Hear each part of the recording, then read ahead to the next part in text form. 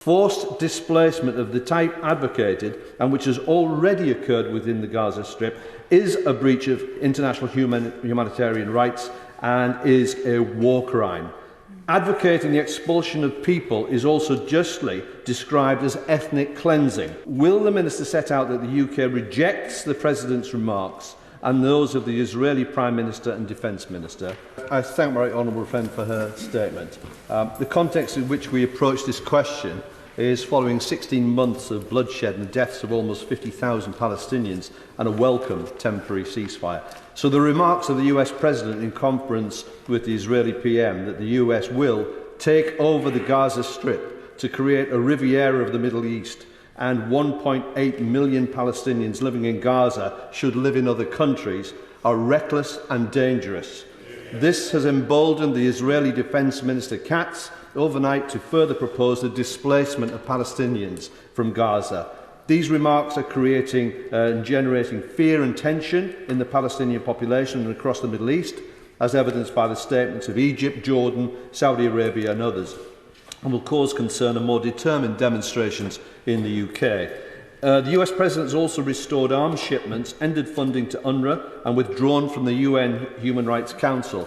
Netanyahu says Israel will redraw the map, and the IDF has detonated whole streets in the Jenin refugee camp in the West Bank. In such dangerous circumstances, we should be careful, calculated and accurate in our use of language.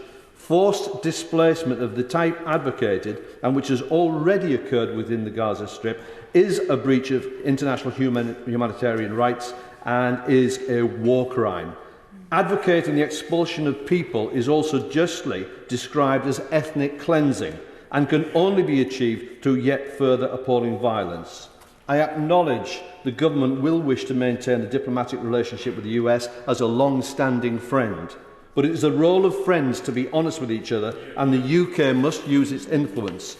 The Prime Minister's remarks yesterday that the Palestinians must be allowed home is most welcome, but I believe the government must go further. So, will the Minister set out that the UK rejects the President's remarks and those of the Israeli Prime Minister and Defence Minister?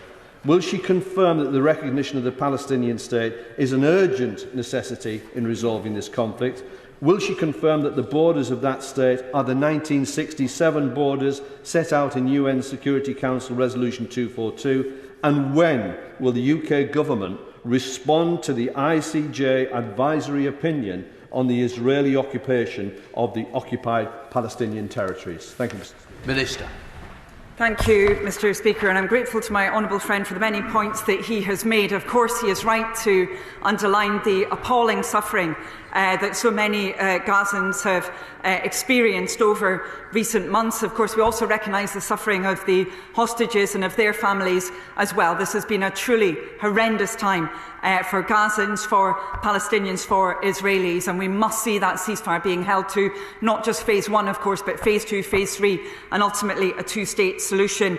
He talks about the role of Egypt, Jordan and Saudi Arabia, and I want to reassure him that the UK continues to work with all partners in the region towards the peace that is so important. He mentioned UNRWA, Mr. Speaker, and I'm sure he's aware of the UK government's position that we believe that UNRWA must continue to operate, not just in Gaza, but also in the West Bank and in relation to Palestinian refugees more broadly in the region. He also mentioned the situation in Jenin, Mr. Speaker, and we've been very clear there must be de-escalation. We're deeply concerned about the potential for further instability because of recent developments. On his primary question, Mr. Speaker, around displacement, he did refer to the Prime Minister's statement yesterday, and I want to underline that briefly, Mr. Speaker, because the Prime Minister could not have been clearer in what he said. He stated that he was moved by the image of thousands of Palestinians literally walking through the rubble to try and find their homes and communities in Gaza, as so many of us have been moved. He stated, and I quote, "They must be allowed home. They must be allowed to rebuild. We should be with them in that rebuild on the way to a two-state solution." So the UK's position on this has been crystal clear. That is the position of the UK government. I do not believe there is any confusion around that, and I do appreciate that he was not suggesting that, Mr. Speaker. He asked about the UK's position on recognition. He will be aware again that we have stated that position a number of times in the House, including the Foreign Secretary at length when we had his statement on the ceasefire deal when that was agreed. We are very clear that the Palestinians have the right to their own sovereign state where they can live in security, just as with Israelis, and we are determined to ensure that there is recognition at a time that is most conducive to achieving that two-state solution that is the right of both of those peoples. And finally, on the subject, Mr. Speaker, of the ICJ, he will be well aware that that determination by the ICJ is a very detailed judgment. It's one that took many months to come to.